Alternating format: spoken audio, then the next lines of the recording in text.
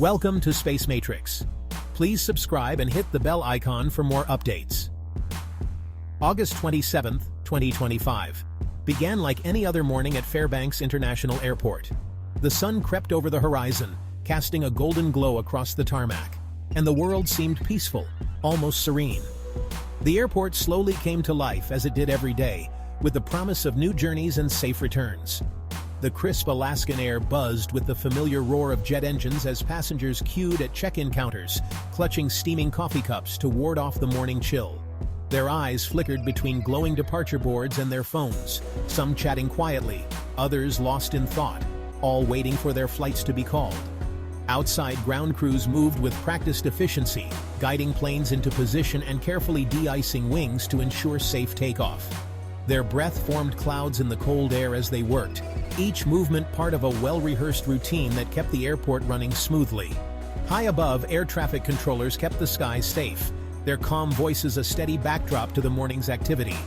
Surrounded by glowing monitors and blinking lights, they coordinated the dance of arrivals and departures, their focus unwavering. The airport was more than just a travel hub. It was a lifeline for Alaska. It connected families separated by vast distances, delivered vital supplies to remote communities, and supported the daily rhythm of life in the far north. Tourists arrived with excitement, eager to explore the wild beauty of Alaska, while local residents passed through security with routine ease, accustomed to the airport's familiar sights and sounds. The atmosphere was calm, almost mundane. No one suspected anything unusual. For everyone, it was just another ordinary day. Yet beneath the surface, hidden from view, an invisible flaw waited. It was a small detail, easily overlooked, but it would soon become impossible to ignore. In a matter of moments, the ordinary would shatter. The airport's familiar hum would be replaced by a sound no one would ever forget. A sound that would echo in memory long after the day was done. Trouble began not with an explosion, not with the blaring of alarms or the roar of engines, but with something far more primal and unnerving. It started as a deep, unsettling groan from the Earth itself, a sound that seemed to rise from the very core of the planet, vibrating through the soles of every shoe on the tarmac. People paused mid-step, conversations faltered, and a subtle vibration crept up through the floor. Was it an earthquake, or something even stranger? The uncertainty was palpable, hanging in the air. No, this felt different, more ominous, more unpredictable. Suddenly a deafening crack split the air, echoing across the airport grounds like a thunderclap. The main runway buckled violently, a massive fissure tearing through the asphalt with unstoppable force, splitting the ground wide open.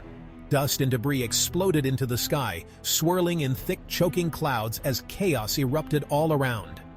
The air filled with the sharp tang of broken earth and panic. A cargo plane, moments from landing, lurched violently as its landing gear became trapped on the jagged edge of the broken runway, teetering dangerously. Inside the terminal, windows rattled in their frames, alarms blared urgently, and panic swept through the crowd like wildfire. People shouted, searching for loved ones, as the building trembled. People ran in every direction, desperate to escape the unfolding disaster, their footsteps echoing off the walls as they rushed for the exits, abandoning luggage and plans alike. The airport's familiar order vanished in an instant, replaced by confusion, fear, and the overwhelming urge to survive. Staff and passengers alike were swept up in the chaos.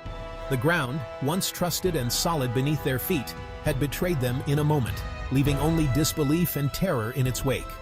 The true impact of the rupture was only beginning to reveal itself, as emergency vehicles raced to the scene and rescue teams prepared for the unknown challenges ahead.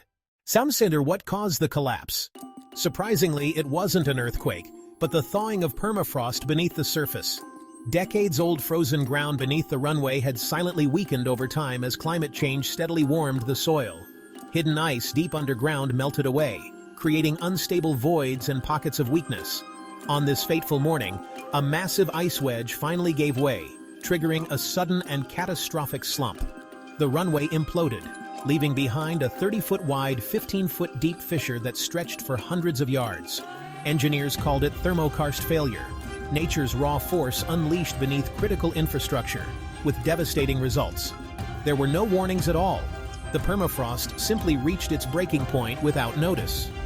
The ground that supported Alaska for generations had now become a hidden and unpredictable danger. Chaos reigned as passengers scrambled for safety, fear etched on every face. Yet, airport staff and flight attendants quickly took charge, guiding people away from danger and calming the crowd. Air traffic controllers issued a ground stop, diverting incoming flights. Emergency crews secured the area, assessing risks and keeping people safe. The cargo plane's crew acted swiftly, shutting down engines and preventing disaster. Amid panic, professionalism and courage shone through. The human response, panic and bravery, was on full display. In minutes, order began to return. The crisis revealed the best in those prepared for the unthinkable. The airport was shut down within minutes, a necessary urgent decision made to protect lives and prevent further chaos. The sudden closure sent shockwaves through the terminal, as travelers and staff alike realized the gravity of the situation unfolding before them. Emergency responders swept the terminal with practiced efficiency, moving everyone to designated safe zones. Firefighters, police, and medical teams worked together, ensuring that no one was left behind or exposed to potential danger. Meanwhile, teams of engineers and safety inspectors fanned out across the building, meticulously checking for structural damage or hidden hazards. No one could leave until every corner was declared safe, and the all-clear was given. Passengers faced an indefinite wait, their nerves fraying as updates trickled in slowly over the PA system. Many clutched their phones, desperate for news, while others stared anxiously at the information screens, hoping for answers. Behind the scenes, the FAA quickly established a no-fly zone over the area, halting all incoming and outgoing flights. The NTSB launched a full-scale investigation, dispatching teams to comb through evidence and interview witnesses. Local authorities sprang into action, coordinating shelter, food, and transport for hundreds of stranded travelers. Emergency staff directed people to waiting buses, offering reassurance and support in the midst of confusion. The airport, once bustling with activity, became an isolated island, cut off from the outside world by caution and control. Barriers and warning signs marked the new boundaries, and the snowy landscape only heightened the sense of isolation.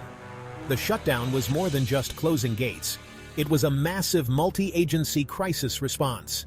Teams from across the region converged, holding urgent meetings and coordinating every detail of the unfolding emergency. In an instant, the region's vital transportation link was crippled. Planes sat grounded, runways empty, and the usual hum of travel was replaced by an eerie silence. The challenge of recovery had just begun. As emergency crews set up operations and workers prepared for repairs, everyone knew that restoring normalcy would take time, determination, and the combined effort of every agency involved. And the airport's closure rippled far beyond Fairbanks. Remote villages lost their lifeline for mail, food, and medical supplies. Store shelves emptied, families were separated, vital industries stalled.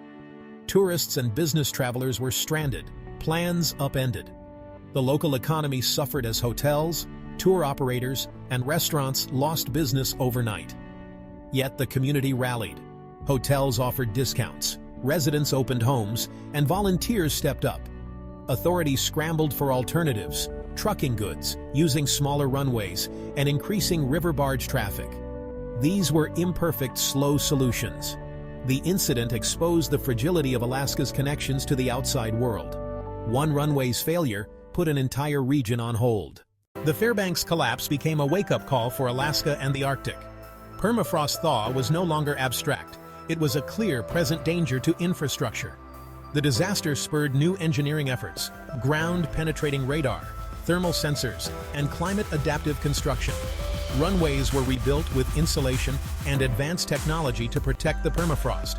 The cost was high, but the lesson was clear. Adaptation was essential. Airport security now included environmental threats, not just human ones. The memory of that day is a constant reminder. Survival in the North demands respect for nature and readiness for the unexpected. Alaska's future depends on learning from the ground beneath its feet.